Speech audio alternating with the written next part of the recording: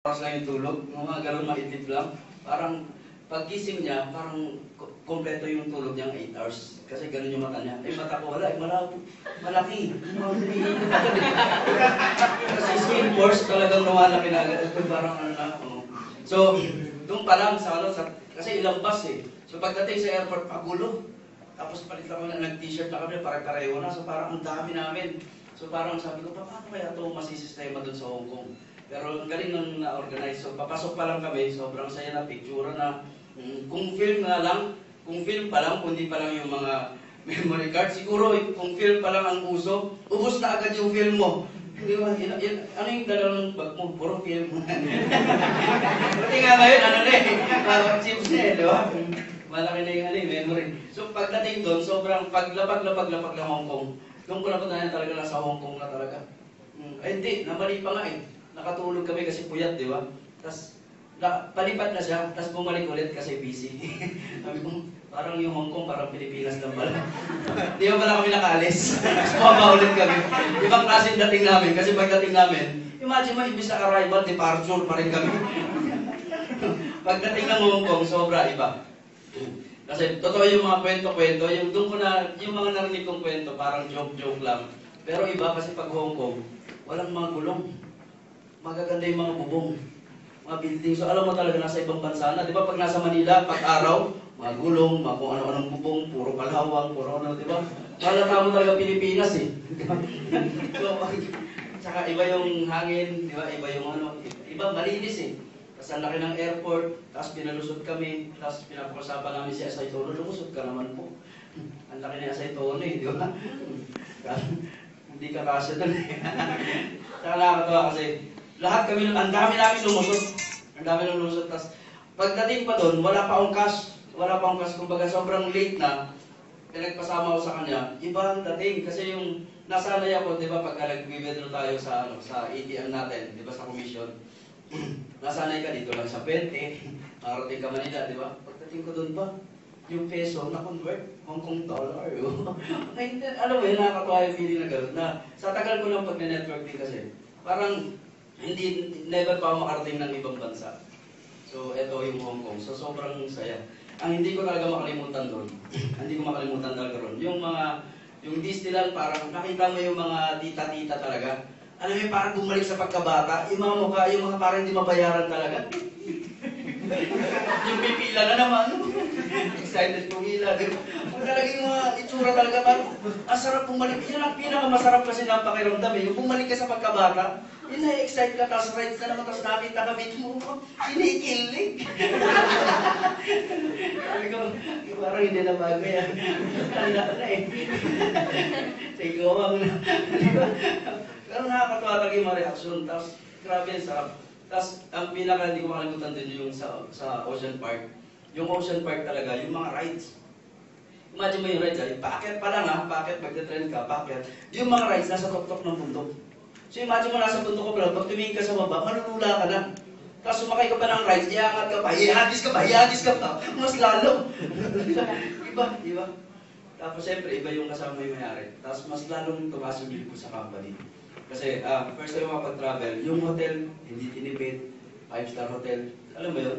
Nasa dinami-dami ng mga imagine mo 300 plus kami na naka 5-star hotel lahat. So, na-imagine ko na lang. Nakita ko pa kung magkano yung rate ng hotel. Kinonvert ko sa peso. Kung halimbawa, kung hindi naman siguro, nakamura pa rin yun kasi siyempre group. Pero tingnan mo doon, per night yung hotel 19,000 sa peso. Ganun katindi. Imagine mo, ilan yung pinatravel nila. So, magkano ginastos ng company. Pagkain pa, allowance pa. Tapos, ang pinaka-enjoy kami doon, kasabay namin yung mga may-ari nagra-rides. Kung meron lang projector, may kita nyo sa akin, may mga picture tayo na kasi, yung tinutulak mo ako. Di ba? Ang galing. So, siguro sa akin, kumbaga, na-excite ako sobrang, kumbaga, na-enjoy ko talaga yung trip hanggang papauwi. Ang haba ng ang dami nangyari. Basta ang dami. Na-excite ako sa susunod. Kasi it's either, tawag nito, Asian Cruise. Tapos ngayon, naaliw naman ako sa travel ngayon. Sobrang natikman ko siya. Parang yung requirements para sa US, ibig sabihin hanggang December. So, na-motivate ako lalo na dapat ma-hit ko this year, matapos ko yung hanggang December, dapat ma-hit ko yung US trip. And pangarap ko makapunta talaga ron. Kasi pangarap ko talaga makapanood ng live na Pacquiao, tsaka live na NBA. Imagine mo, pay-per-view pa nga lang, pag nanonood ka, di ba? Nasa widescreen ka, mapapasuntok ka, di ba?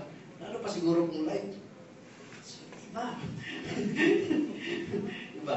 So, doon tumaas lalo yung bilib ko sa company. Sabi ko, kumbaga, hindi ako nagkamali na kumbaga, binalikan ko yung AIM Global na nawala ako ng 3 years. Tapos after 3 years, tapos yung leader ko dati na binababaan ko sa isang province na sobrang laki niya na ngayon. Sobrang, kumbaga, icon na talaga sa industry. Kumbaga, pag sinabi mong networking, parang kulang yung poste na yun. Kumbaga, isa sa haligi doon. Apply Joseph Lim. Grabe. And nagpapasalamat ako kasi, kumbaga parang na-connect lahat eh. Lahat ng gusto ko nabibigay unti-unti ngayon. And nakakabalik ulit yung income ko dati. So, sobrang galing. And, eto lang, siguro mabalik ko rin dito sa, especially sa Cebu. Kumbaga, sa inyo din dito. Actually, ang dami nag-qualify din na grupo, galing Cebu. And ang pinaka, kumbaga, masaya ako doon, pero ang naalala ko lang lagi, parang wala akong downline na, nag-iisa lang ako. Kasi lahat ng mga leaders doon, may mga kasama na rin mga leaders na nag-qualify. So, mas masarap. Pag next tour, marami tayo. Yes. Okay ba yun? Yes! Siguro hindi ko makakatagalin. Isa lang naman ang ano dito, kumbaga, samantalahin nyo yung lahat ng sasabihin niya upline. Kasi sabi ko, minsan lang natin siyang makasama. Kumbaga, minsan lang natin, minsan lang yung chance na makapag-talk sa harap nyo na kumbaga, mismong makikita nyo talaga makakamit, makapagpatanong pa kayo mamaya. So, etong chance na to, kumbaga, gusto ko ibalik sa kanya para mabuhos talaga at masulit yung oras niya. Kasi ako lagi ako nandito. Lagi na ako nandito ngayon. Especially may office, talaga araw-arawin natin ito rito. Okay ba yun? Yes! Okay ba yun? Yes! Excited kayo?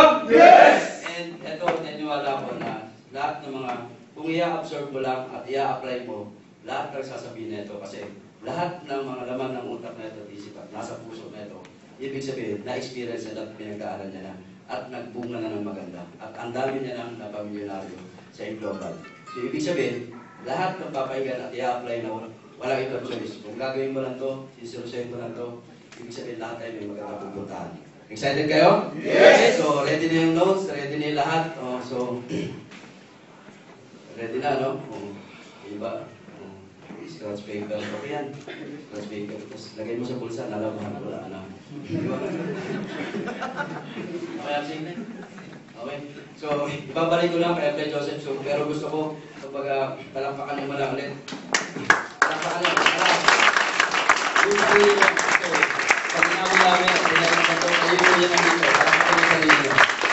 And kung gano'n karami talakpak yan, hindi kami, yun ang pwede mawalan mo. Hindi kami kumapit ka ang talakpak yan. Marami lang kayo mga palo mo yan. Apple Joseph team!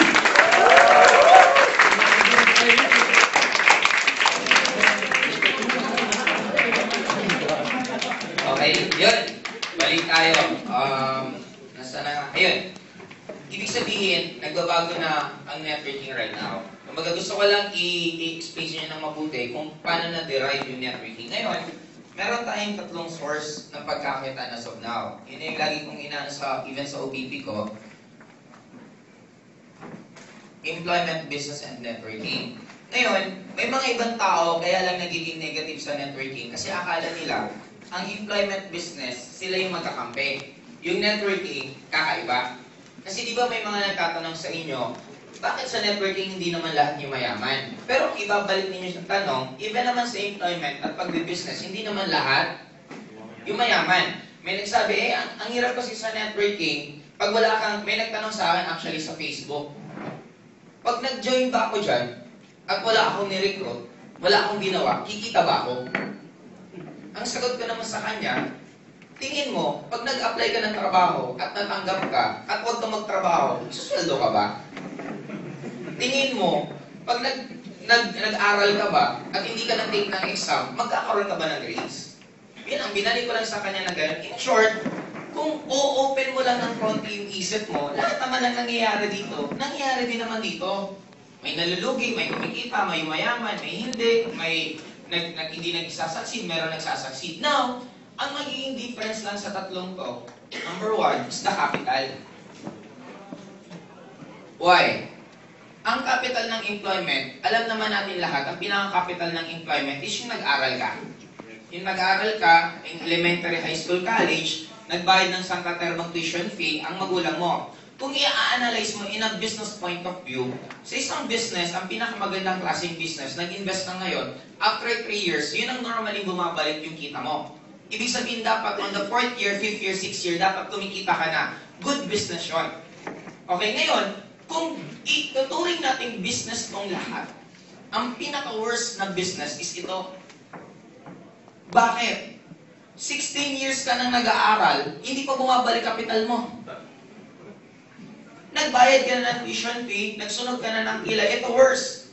Kung sabihin natin gumastos ang magulang mo na lang ng 500,000, 500,000 pesos sa pag-aaral mo.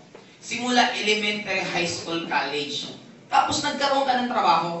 After mo graduate, nagkaroon ka ng work. At ang natitira sa trabaho, sa sweldo mo, sabihin na lang natin 2,000 pesos every month. Sa 2,000 pesos mong yun, kailan mo mababawi? Ito. Ilan?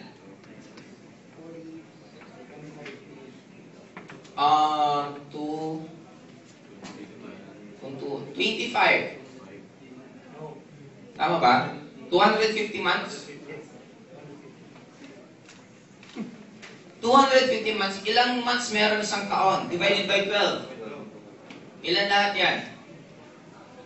120, 20. Oh, sabihin na natin 20 years. Imagine mo, after 20 years, saka ka palang makakabawi ng kapital mo. Kailan ka kikita? After 20 years, on your 21 years, 22 years, 23 years, saka ka palang babalik. Imagine mo, ibig sabihin, this is not a wise investment. Kung iisipin mo kasi, sa atin kasi nung nag-aral tayo, ang naging mindset lang sa atin ng media, ang pinaka-importante lang is academics. The moment you graduate from the college, yun ang magandang buhay. But alam natin lahat, hindi naman assurance na graduate ka ng college, gaganda buhay mo. Ang daming gumagraduate na hindi naman maganda ang buhay. At marami din na hindi graduate na gumanda at yumaman ang buhay. Now, kung dito mo titingnan, pinag-usapan natin in a sense of income. Hindi lang sabi ko nga, lahat ng pwede natin matutunan actually, nasa elementary na. High school, college, inulit-ulit lang. Ini-elaborate lang yung iba. Pero ganun din ang lesson. Okay, ngayon, ibig sabihin, hindi ito magandang kung source of income ang habol mo. Kung magkaroon ka ng diploma, sabi ko nga, ang biro ko pa minsan, may shortcut naman kung gusto mo lang ididikit lang sa dingding.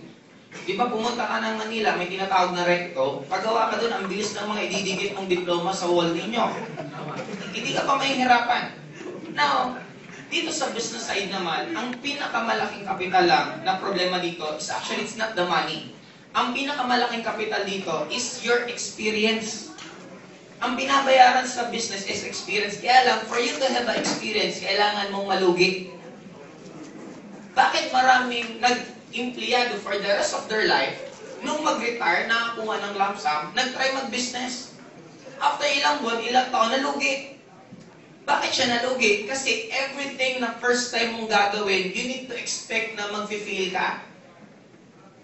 There's no such thing as perfect life. There's no such thing as happily ever after. Kaya nagkakaroon ng happily ever after sa cartoons kasi tinapos mo na yung palabas. Dugtungan mo ulit yun. Hindi naman magiging happily ever after kasi meron laging ups and downs ang life. Now, it's the same thing with this. Kaya maraming nag-fail sa business kasi first time mo ang ginawa eh. Now, if you want to become a good in anything, dapat madalas mo siyang gawin. Dapat as of now, you should always experience failures. Sa mga magulang nandito, binilangan mo ba yung anak mo nung nadapa? Sabi mo, ay, yung anak ko 10 beses nang nadapa, hindi na matututong maglakad? No. Bakit lahat tayo natutong maglakad? Kasi walang nag-isip sa atin na mayroong pinanganak na hindi matututong maglakad. Binilangan ba natin kung hanggang ilang dapa lang? No. The moment you fall down, you stand up.